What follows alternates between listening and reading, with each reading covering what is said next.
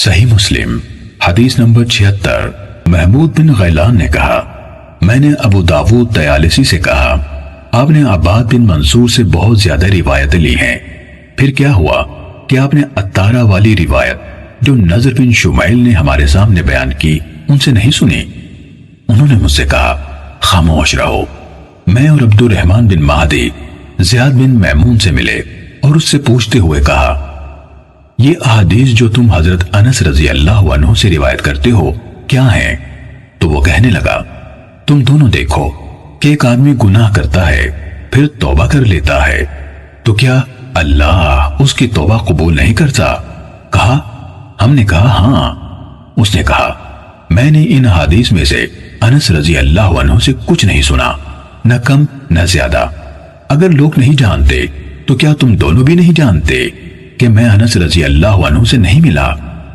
ابو داود نے کہا پھر ہمیں یہ خبر پہنچی کہ وہ وہی روایتیں بیان کرتا ہے، تو میں اور عبد الرحمن اس کے پاس آئے تو وہ کہنے لگا میں توبہ کرتا ہوں، پھر اس کے بعد بھی وہ وہی حدیثیں بیان کرتا تھا، تو ہم نے اسے اس کے حال پر چھوڑ دیا۔ صحیح مسلم حدیث نمبر 77۔ حسن حلوانی نے بیان کیا، کہا میں نے شبابہ سے سنا، کہا عبد القدوس ہمارے سامنے حدیث بیان کرتا تھا اور کہتا تھا۔ سوید بن عقلہ شبابہ نے کہا میں نے عبد القدوس سے سنا، کہتا تھا رسول اللہ صلی اللہ علیہ وسلم نے روح کو عرض بنانے سے منع فرمایا ہے۔ کہا اس سے کہا گیا اس کا کیا مطلب ہے؟ تو اس نے کہا مطلب یہ ہے کہ دیوار میں سوراخ رکھا جائے تاکہ اس میں ہوا داخل ہو۔ امام مسلم نے کہا میں نے عبید اللہ بن عمر قواریری سے سنا، کہہ رہے تھے میں نے حماد بن زید سے سنا، وہ مہدی بن ہلال کے علمی مجلس منعقد کرنے سے چند دن بعد ایک آدمی سے کہہ رہے تھے یہ نمکین چشمہ کیا ہے جو آپ کی طرف سے پھوٹا ہے؟ اس نے کہا ہاں اے ابو اسماعیل آپ کی بات ٹھیک ہے۔ صحیح مسلم حدیث نمبر 78۔ عفان نے کہا میں نے ابو عوانہ سے سنا، کہا مجھے حسن بصری سے کوئی حدیث نہ پہنچی مگر میں اسے ابان بن ابی عیاش کے پاس لے گیا تو اس نے اسے میرے سامنے پڑھا۔ صحیح مسلم حدیث نمبر 79۔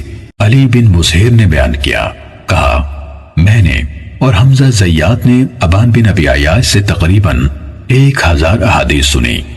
علی نے کہا پھر کچھ عرصے بعد میں حمزہ سے ملا تو اس نے مجھے بتایا کہ اس نے خواب میں رسول اللہ صلی اللہ علیہ وآلہ وسلم کو دیکھا تو وہ احادیث جو ابان سے سنی تھی آپ کی خدمت میں پیش کی۔